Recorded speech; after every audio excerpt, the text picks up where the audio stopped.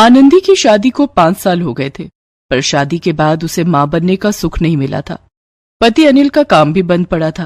पहले अनिल एक cold drink की फैक्ट्री में नौकरी करता था, पर अचानक फैक्ट्री बंद हो गई। पिछले 6 महीने से अनिल काम ढूंढ रहा है, पर उसे कोई काम नहीं मिल रहा।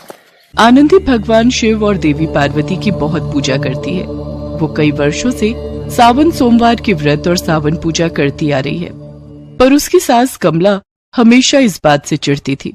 अब कौन से व्रत पूजा आ गए, सारा दिन जब देखो शिव पार्वती की पूजा ही करती रहती है। आज तक तेरी इस पूजा का कोई फल तो प्राप्त हुआ नहीं, ना इस घर में कोई काम आया, ना पैसा आया, ना तेरी गोद ही भरी है। माँ जी, सावन का महीना शुरू हो गया है। मैं सावन के सोमवार व्रत शुरू कर रही थी। आज पहला सोमवार है, इसीलिए मंदिर जा रही थी। बस पूजा पाठ के बहाने मंदिर चली जाती है। जा, लेकिन जल्दी आना। और हाँ, कोई पैसे नहीं मिलेंगे। तू ऐसे ही मंदिरों में फालतू के खर्चे करती है। घर में कोई पैसों का पेड़ नहीं लगा हुआ, और पहले ही हमारे यहाँ पैसों की इतनी तंगी है। ऊपर से तेरे मायके वाले आज तक 1 रुपए की चीज घर नहीं लाए। तभी आनंदी के मम्मी पापा मिलने के लिए आ जाते हैं। माँ पापा आप? हाँ बेटा, सावन का सोमवार था, मंदिर गए तो सोचा रास्ते में तुमसे मिलते हुए घर चले जाएं। नमस्ते समधन जी। बेटा, अच्छा हुआ तुम घर पर मिल गई। तुम्हारी माँ तो कह रही थी कि कहीं तुम मंदिर न गई हो। नमस्ते बहन जी। समधन जी, कुछ फल और मिठाई, कुछ समझ नहीं आया कि क्या खरीदें।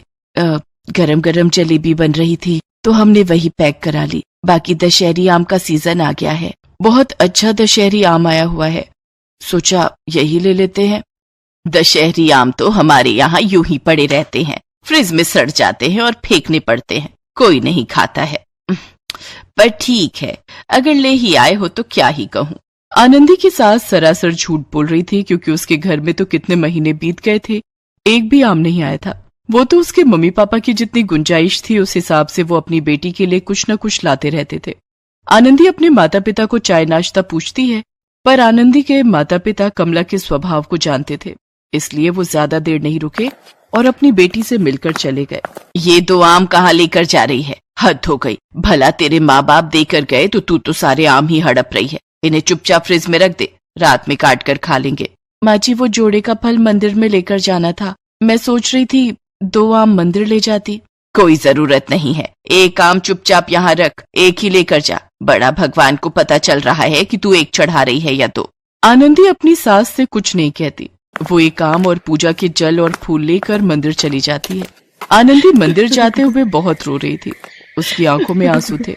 हे शिव शंकर, हे माँ पार्वती, आप मेरी प्रार्थना कब सुनोगे? ना ही मेरे पति का कोई काम चल रहा है और ना ही हमारे घर में संतान का सुख आया है। मुझे इन दुखों से कब छुटकारा मिलेगा प्रभु? मुझे अपनी पूजा का फल कब मिलेगा? मेरी प्रार्थना सुनो प्रभु, मेरी सहायता करो। अब मुझसे और दुख नहीं सहा जाता।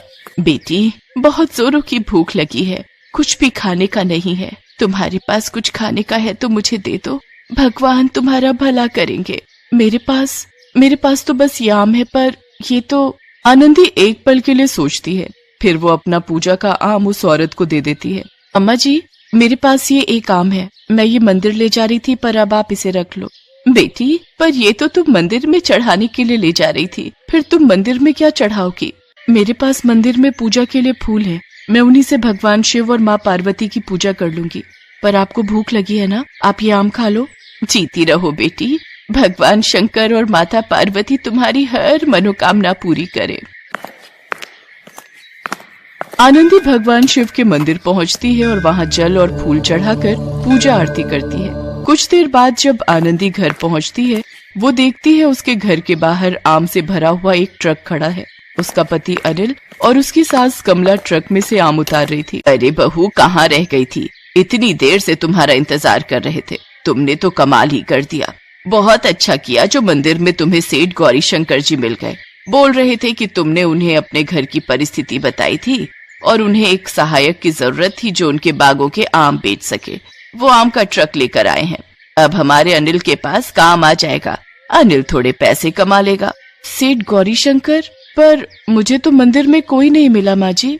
माँ, वो जो सेठ गौरी शंकर जी आए थे, अब वो कहाँ चले गए? आम तो सारे ट्रक में से उतार लिए थे, पर अचानक से न ट्रक है न सेठ गौरी शंकर है। अब इतनी जल्दी वो चले कहाँ गए? साक्षात भगवान शंकर देवी पार्वती मेरी प्रार्थना सुनकर मेरी मदद के लिए आए। हे शिव शंकर, हे माँ पार्वती, मैं आपको पहचान नहीं पाई।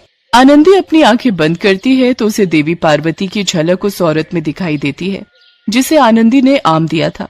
आनंदी की आंखों में खुशी के आंसू थे। सेठ गौरीशंकर और कोई नहीं बल्कि स्वयं भगवान शिव थे। अचानक आनंदी चक्कर खाकर जमीन पर गिर जाती है। उसकी सास और पति उसे अंदर लेकर आते हैं। अनिल पड़ोस में रहने वाले एक डॉक्टर को बुलाता है। डॉक्टर से पता चलता है कि आनंदी मां बनने वाली है। आनंदी की सास और पति की खुशी का ठिकाना नहीं था। एक तरफ अनिल को व्यापार मिल गया और दूसरी तरफ आनंदी मां बन गई। आनंदी कमला और अनिल को सारी सच्चाई बताती है जिसे सुनकर वो भी हैरान रह जाते हैं। बहू, तेरी भक्ति में बहुत शक्ति है। तूने अपनी सावन पूजा से भगवान शिव और माँ पार्वती को प्रसन्न किया और देख, आज तेरी वजह से ही हमारे घर में खुशियों के दिन आए हैं। जय शिव शंकर, जय माँ पार्वती, आपकी सदा ही जय हो। मैं वादा करती हूँ भगवान, मैं अपनी बहू को अब कभी भी तंग नहीं करूंगी। मैं अपनी बहू को बेटी की तरह रखूंगी। आनंदी, सचमुच तुम्हें अपनी पत्नी के रूप में पाकर मैं बहुत खुश हूँ। तुमने तो हमारे घर पर आए सारे संकट दूर कर दिए। हमारे गरीबी के दिन चले गए आनंदी, और ये सब तुम्हारी सावन पूजा का फल है। तुम्हारे ऊपर भगवान शिव और माता पार्वती की बहुत कृपा है। जय शिव शंकर, जय माँ पार्वती। आनंदी अपने पति और सास के साथ मिलकर भगवान शिव के मंदिर जाती है और अपने जीवन में आए सुखों के लिए भगवान शिव और माता पार्वती को धन्यवाद कहती है।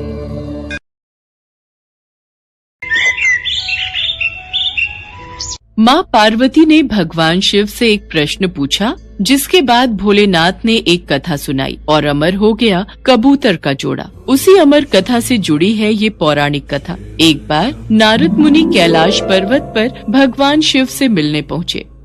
नारायण नारायण, प्रणाम माते। आइए देवर्षि नारद, कैसे आना हुआ?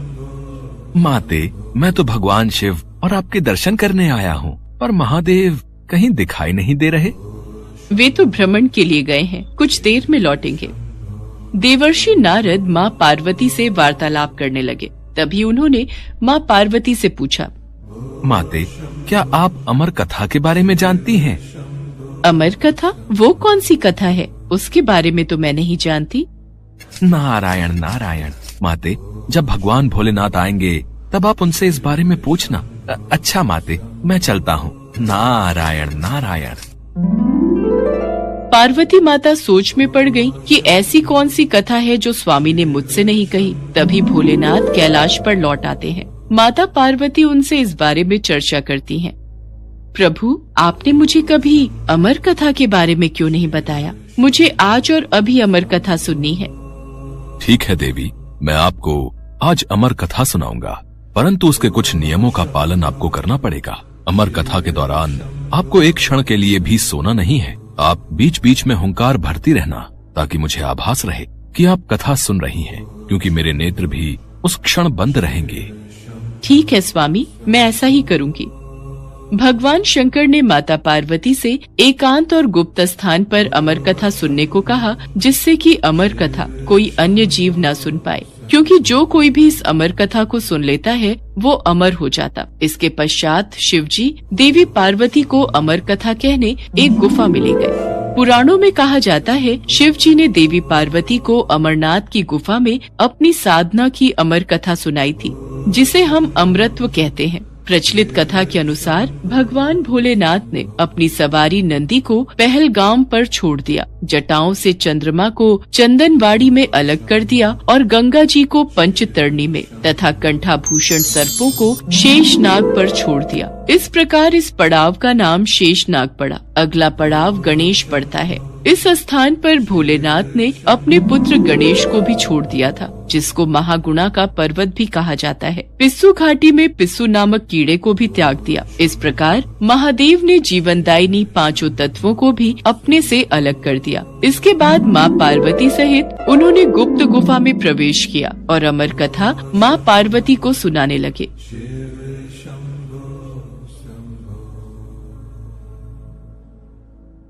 पर कथा सुनते सुनते देवी पार्वती को नींद आ गई और वो सो गईं।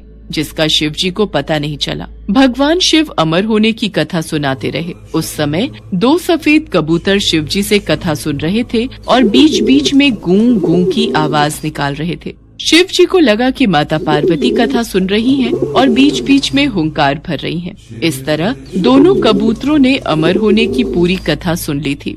कथा समाप्त होने पर शिव जी का ध्यान देवी पार्वती की ओर गया जो सो रही थी। अरे, देवी पार्वती तो गहरी निद्रा में है, तो फिर ये हुंकार कौन भर रहा था? अचानक महादेव की दृष्टि अमर कथा को सुनते उन कबूतरों पर पड़ी तो वे क्रोधित हो गए और उन्हें मारने के लिए आगे बढ़े। मेरे क्रोध से तुम दोनों को कोई नहीं बचा सकता, तुम्हें इसका दंड अवश्य मिलेगा। हे प्रभु, हमें क्षमा कीजिए, हमने अनजाने में ही भूल की और हमने आपसे अमर होने की कथा सुनी है। यदि आप हमें मार देंगे तो अमर होने की ये कथा झूठी हो जाएगी। इस पर भगवान शिव का क्रोध शांत हो गया। प्रभु, इन दोनों का इसमें कोई दोष नहीं। मैं गहरी निद्रा में सो गई थी। मैंने आपके आदेश का पालन नहीं किया, इसलिए इन दोनों को क्षमा कर दीजिए। भगवान शिव जानते थे कि अनजाने ही सही पर कबूतरों ने अमर कथा को सुन लिया था, इसलिए वे दोनों अमर हो चुके हैं। इस पर महादेव ने कबूतरों को जीवित छोड़ दिया। भगवान शिव के आशीर्वाद से वो कबूतर का जोड़ा अजर अमर हो गया। कहते हैं आज भी इन दोनों कबूतरों का दर्शन भक्तों को इस गुफा में प्राप्त होता है और तब से ये गुफा अमर कथा की साक्षी हो गई व इसका नाम अमरनाथ गुफा के नाम से प्रसिद्ध हो गया।